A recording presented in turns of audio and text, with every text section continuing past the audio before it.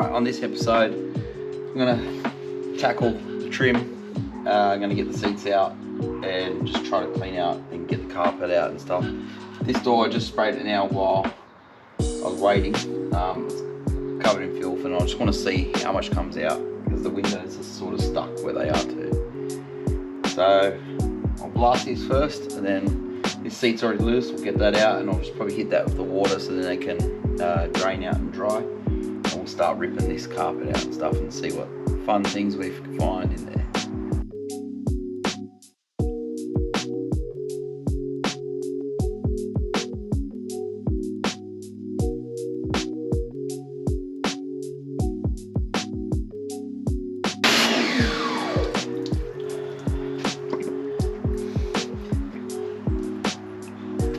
Alright, there should be a drain hole here, which is probably blocked.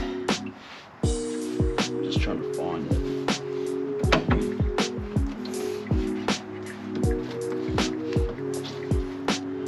There's a lot of, oh my god, look at that. That's just all mud.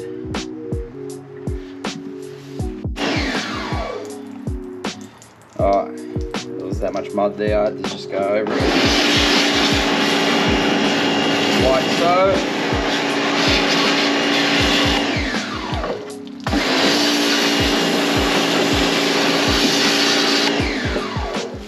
Let's come out there. I think that's another spot there, to be honest.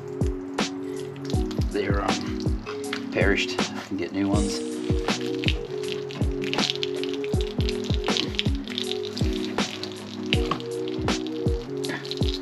Chocolate milkshake.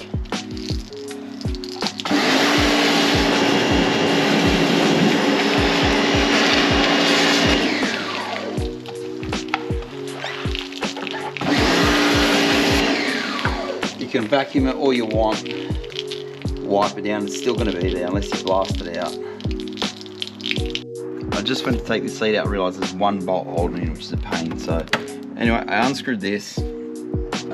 Because I've got to get to the carpet and I want to clean under it, so let's see what's under there. It's a bit broken. More mud. So, all fun things. That's from the door. But yeah, well, there's mud there. I was blasting it and pulled the drain plug out so I can run out. But I'm going to just put it on the hose just to slowly run it out, because when you blast it just hits it too hard. But I'll clean this up. It's all going to come apart. A common problem with these Mazdas, and it happens on all of them, is that this seat support, they break, and you always see them, they've been welded. If you pull apart another car that's been on the road, they've all been welded on either side. So I was looking under here, I'm like, why is there a bloody block? And then there's a piece of timber and all this jam holding this up, and I look there, it can come from above, Jet, and you can see it's separated, so that's gonna have to be fixed. Pull back up, welded, and fixed the section that's missing the screw, or where the bolt goes, sorry. I'm still just, it's too festy to want to get in there to get that last bolt out, so I'm just trying to figure out the most sanitary way to do it. I'll keep plugging along. Oh, I managed to pull the seat all the way forward so I can access that bolt. So, block. Timbers are jammed in there.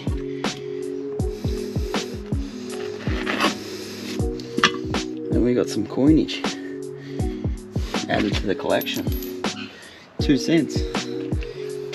So I'll try to pull it out. I might have to cut sections before I take the console out. Just go straight in the bin. We'll put new carpet in. Okay, I got it out.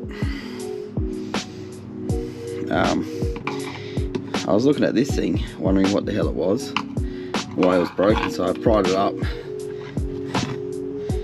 That's just a metal plate secured in there with glue, and then the body deadener. don't know why, but there's that. And then on closer inspection, where's the torch? You can see, I put the light under, you can see the light passing through. The floor's torn along there.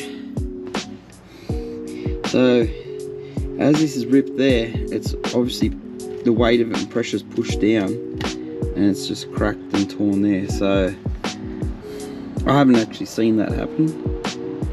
Now I have. So we're gonna have to repair that as well. But these are all things you don't see, and you find it when you pull it apart. Where you would have last seen me in the interior was taking this driver's seat out. It smelled then, it still smells now.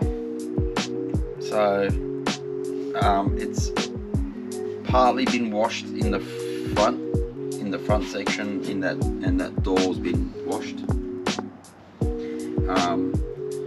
There was all that dirt. The floor is damaged along, you can probably see it a bit more now, along there.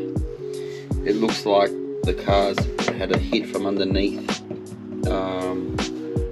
here, which has loosened up that. I'm guessing that's sort of some bash plate internally, in case rocks hit it or whatever. Something's hit it, it's pushed that up, it's popped that, it's possibly weakened the joint along there. And like I said, with these seats, they all crack, all of them, every Mazda that I've seen, 808, RX3, they're all damaged there. So that's probably allowed that to fall down and it'll take the strength away, so that's got to be all fixed. Yeah, so this has only been vacuumed. I've taken all that hessian out. It's still some remains there. I don't like that stuff. It's just a cesspool for gross things. As you can see, the tank, I've only just, with the vacuum and this attachment, just gone over and vacuumed off to get some of that dust off. The shelf still needs to come out, these belts still need to come out to be cleaned. All this is coming out. I'm taking it out to wipe it down, to clean thoroughly behind it all, to clean inside the mechanisms for the windows to go down, because these back quarter windows do go down, and it is a pillarless coupe, or hard top as they refer to it. Alright, so, so it had that hessian there. I've got on the floor, I'll show you shortly. That's possibly to stop the back of the seat, because it's the metal frame from vibrating and rattling on that, and to mute some of the sound from the back, from the tank or the fuel sloshing and whatnot. This hose feels pretty good. I've checked a few of them. They're just charcoal canisters under there, so they're all, that's a hard one, they're all good. There's only one I may replace on the other side, which goes to the fuel filter. I'll do the fuel filter as well. I just got to grab one of those. Again, only vacuumed. I will be scrubbing this to get as much of this residue off. And like I said, it still kind of smells a bit funky in here. But I will be thoroughly cleaning this. I don't want these smells in here. It's not good for your health. I did find, I don't know if I can get on the camera, some rust just there. So that I will have to cut out and plate when I do the seat repair. And I started to take the console out because there's still carpet here, there's still that carpet there. It's going to come out. There was pieces of newspaper and mice stuff, what the fun things that they like to do when they make nests in the vent. I had the vacuum there to pull that out. There is cigarette butts in here in the ashtray. I won't expose that right now. Yeah, I really just got to go under and clean it all. But this is where we're at so far. It's still dirty and dusty here. I was just trying to remove as much of the smelly stuff as possible first, and get the seats out, and I'll show you them. I've cleaned them up, so it's scrubbing up alright. I'm just not sure what colour carpet to put in it. I don't want to go that brown that you can see there, which is what the factory was. I was looking at possibly black, because then, like, even if the seats are brown, the back seats, the front seats, I may not use. They're quite ripped up. I could get them retrimmed. I don't know if I want them in the car. I have Recaros I can put in, and they're not that hard to fit. You basically use the standard rails, and it just moves over maybe 15 mil, I think, from memory, inward. So you just put a new hole and a bolt there and there, which we should be able to access, and they work. No standard Mazda rails, they just moved in. I'm thinking that's the direction I'm gonna go, but they're black, those seats, with a confetti style center. So yeah, I'm not sure if I want to go black carpet or it's more like a caramel color, just to lighten up the brownness. Yeah, just not sure. What do you guys reckon? You can give me some pointers in the comments. But only saying with the black is maybe because the trim might not ever stay black in the future. Depends on how long I have the car or what I do with the car. So, alright, I'll show you the stuff outside. Before I get to the parts, this piece was the rear louver that was on the car, and it's metal. And I thought it was just sitting in the boot. I was just taking everything out. I'm like, let's have a look at how it looks. So it definitely looks of the era, but that looks odd. And Jet was saying to me, oh, it looks like someone's cut it. Yeah, so I don't think it's been cut. I think it's purposely stopped there because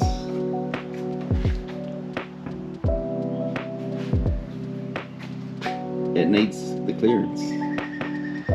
And another reason Jet asked me was, why would they put this on there? And I'm like, well, it's to protect you from the sun from the top, and it would have protected the top of the seats. I don't think we're going to run it. I just wanted to see what it did look like. But that means these rivets will have to be drilled out, and then something has to be put in place of those, because there'll be holes there, and whether I weld them up, which I don't feel like doing right now, whether I put a plug over them, it's just a temporary fix, just to stop water from getting in. So, alright, so I'll show you the boot first. It's the first time I've seen it like this as well. I just took everything out. Needs a good vacuum and a wash. And there's the fuel filter, so that will be replaced. This hose, it still feels okay, but I've got some left over from when I replaced the front one. I'll probably just replace that, and I'll have to go under the car and check the rest of it. If it's okay, they run a hard line, but it's the bits between the hard line, which is what we have to look at. I'll take off this rear cover also to uncover what's there. Okay, so these parts, this is the back seat did look like that, and what the front seats look like. I've done a little video to show you how they look out of the car and what they're like. These I washed with the hose, and then I scrubbed them with a brush and chemicals, soaps and whatnot. So they've come up alright. They're as good as they're gonna get. But they're not damaged, they're not ripped, so I'm very happy with the way they've turned out. If the rest of this stuff could come up like that, that'd be great. Those bits there go along here underneath the seat and between the carpet. They're near where the seat belts are. The belts go through there, so they're going to be clean. They're the front ones. That one's broken because when the seat would have collapsed, it's broken that. So it's something I can fix for the moment and try to find a better one. They're the re-belts. They're going to have to be washed and cleaned. This is that back piece, that back panel part that I was talking about that goes behind the seat, and the two side bits. So I've got a bit of rubber out there I'm laying out in the sun to soften. I might see if I can, if it's the right size, if I can utilise that for that purpose. There's just screws held it in, and it was just flapping, so it wasn't, you know, when the seat's against it, it's pushing against it again to stop the vibration. And there's the door trim. So it's quite dirty, so we'll clean that up. If the cardboard, if the what do you call it? Yeah, the backing board there, the masonite's a bit stuffed. Might see if they do make them for other models. I'll have to check if they make them for these cars. If we have to separate it and put the vinyl and foam onto a new card, we'll do so. Alright, I just got Jet to vacuum all the loose stuff, the dirt and rocks. And then we took this back cover off, and if you can just film there, Jet, you can see there's all dirt. So we'll have to agitate all this to get it off. And then I'll remove this. This is for the jack.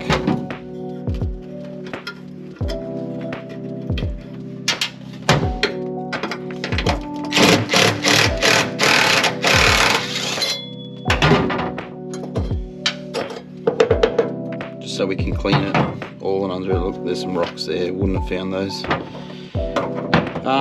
Yeah, so I'm thinking for it to be sanitary, we'll just clean it first, get all the dirt and dust out. I've got to get a few more things, like some more fuel line and a fuel filter, so mechanical stuff can wait because I'm still waiting on things to come in. I'll just get this stuff and hit it with some cleaner, and I've got to get a few grommets for in the front.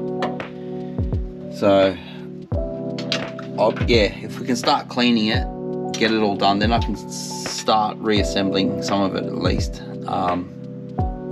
which will help. It doesn't look like it's had a spare wheel, although the marks are there, but there's no bolt there to hold it down, so that's interesting. Or it's taped up, which means it hasn't been used. Yeah, so we'll probably spray this down with some chemical, blast it, and the shelf will come out, and we'll get all that part clean so we can chase it forward to the dash. It's all done. Blown out the dust with water, we soaked it, I scrubbed it. You can see it's a lot better. I've only done up to here. I'll do the front part when I do the removal of the dash and console and whatnot, but that's much better. And I'll show you the boot.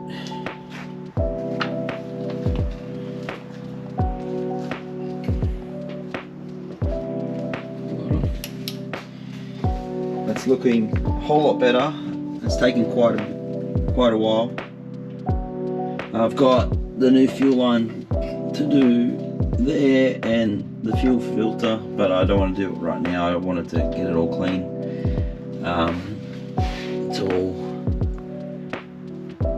It's a bit dark now. It's the end of the day, so we're using the torch. So I've thoroughly cleaned it as much as we can, but it looks a million times better. There is evidence, sorry, you got the light here, that there's been some heat shrinking on the back here.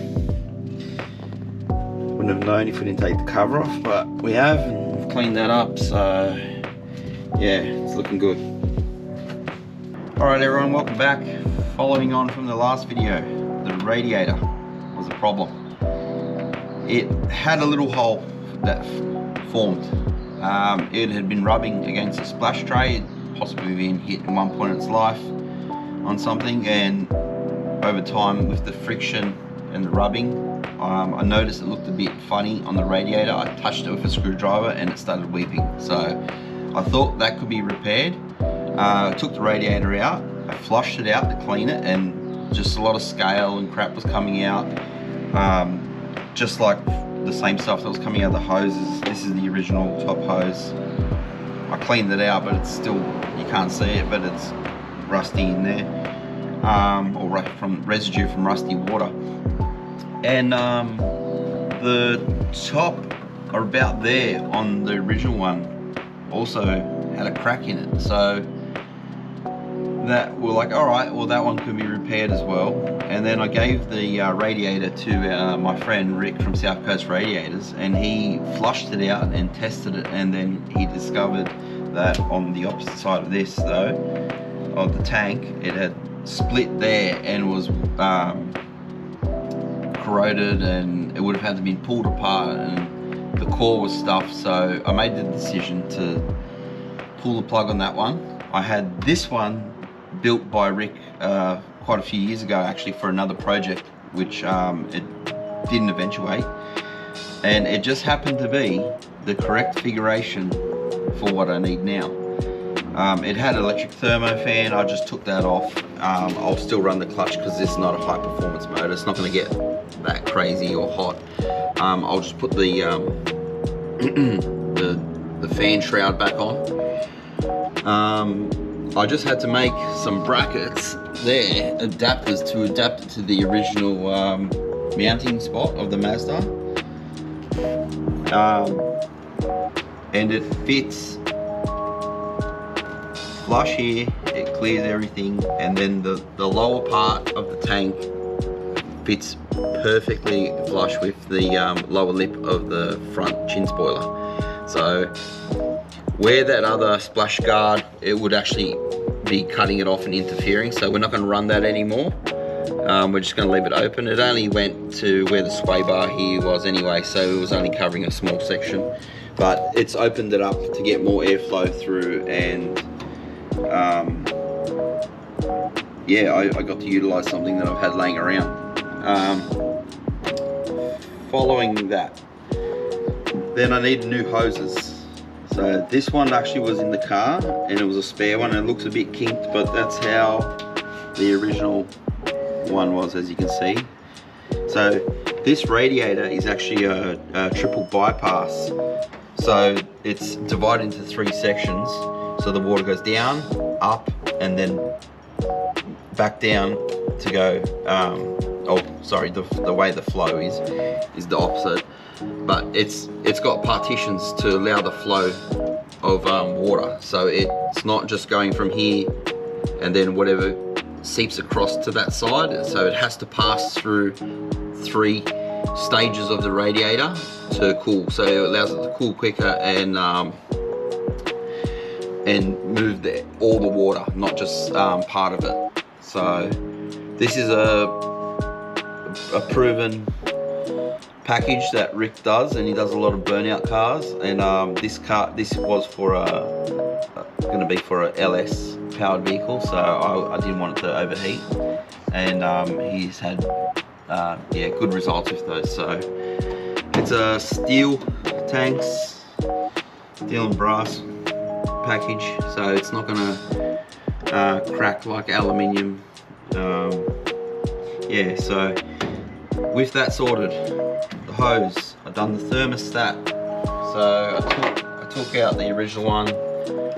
I just cleaned it a little bit just to see if I could see if there was any numbers on there, but I replaced that, replaced the gasket, cleaned up the actual neck, and got that sealed back up. So then I got that hose back on. I done the lower hose, which was worn out. I don't actually have it here with me, but it had been rubbing on the belt, so there was a little V notch from the angle it went, and I had to replace that. So because they didn't actually have a listing for them, and because I've now changed the configuration, it ended up being better because I used I think it's a V6 radiator lower hose.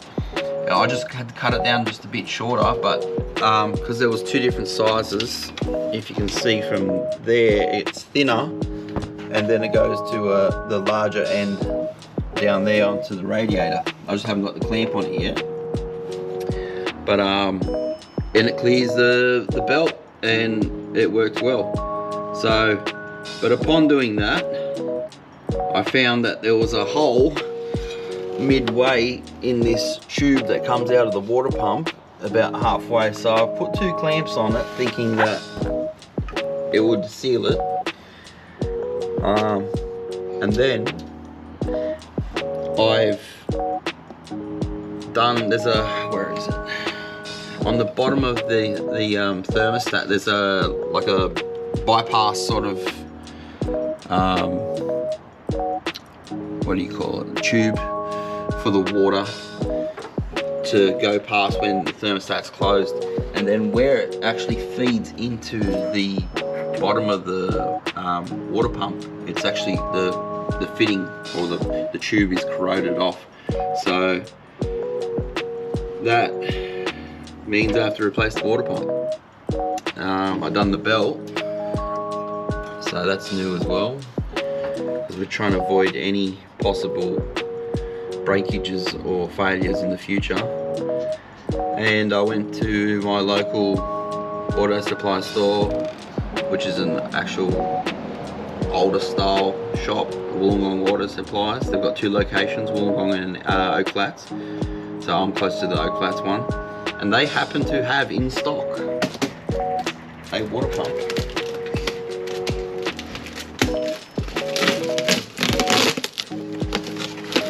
As you can tell by the packaging, it's quite old. Made in Japan. There you go. So we'll clean that up. We'll get that on. That's actually cast on the other one. It's a tube like that. So that will be something to be fitted soon. And I replaced this hose, which was a it just seems like a heat one, to be honest. It goes that way. You can't get it, but it's quite stiff. It's heating a valve here in the intake, possibly to do with some sort of cold start, but this will do. It's flexible, it's soft. This one, just again, to avoid failure. And we've got a few other rubber hoses to do once it's all sorted. And the heater hoses pose another issue.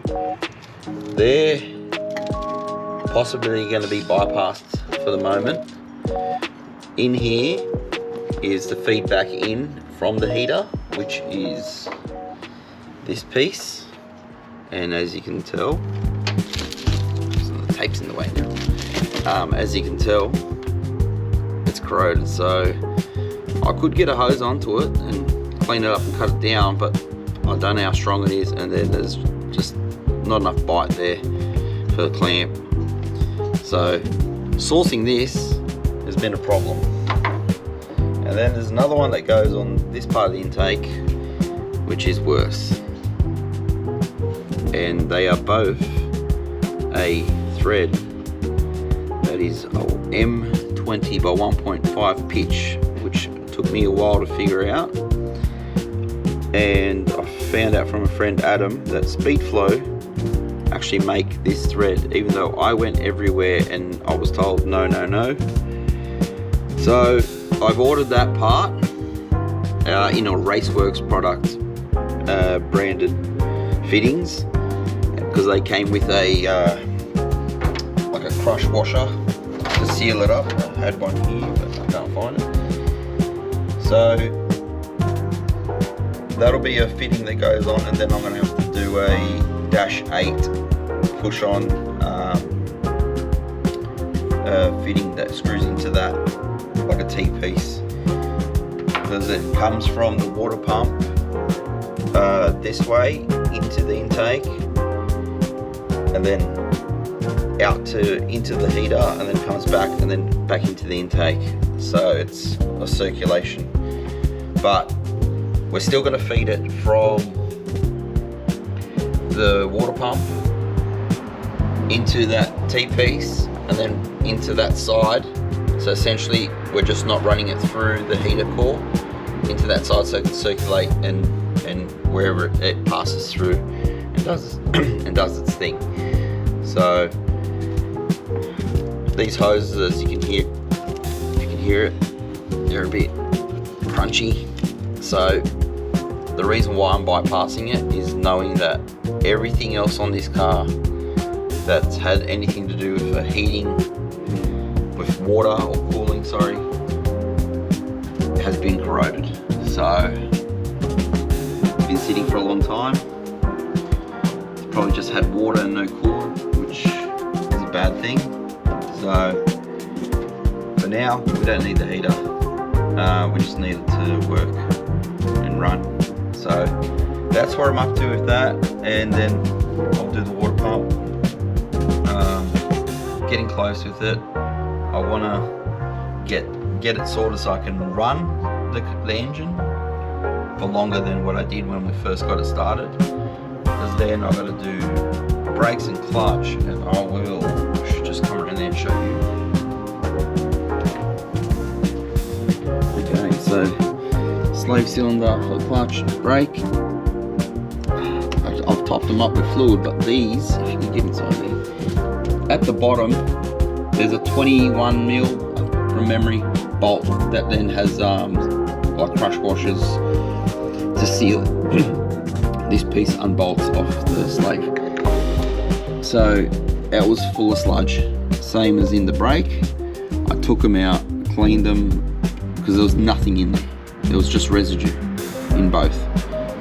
Cleaned them, put fluid in, but both pedals feel real soft. So I'm gonna have to have a look at it. Maybe the diaphragm's stuffed or furthermore, but I want to get it started first, the engine, and then I'll move on to that and get it to actually move, drive, and brake.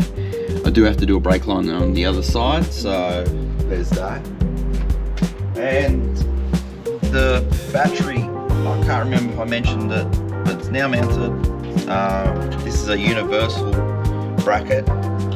The standard one, the Mazda one, was like a rubber coated metal bracket that bolted here, went down and across and then down, but it had started to rust, and then all that rubber was pulling off and it just looked terrible. So this is a nicer option.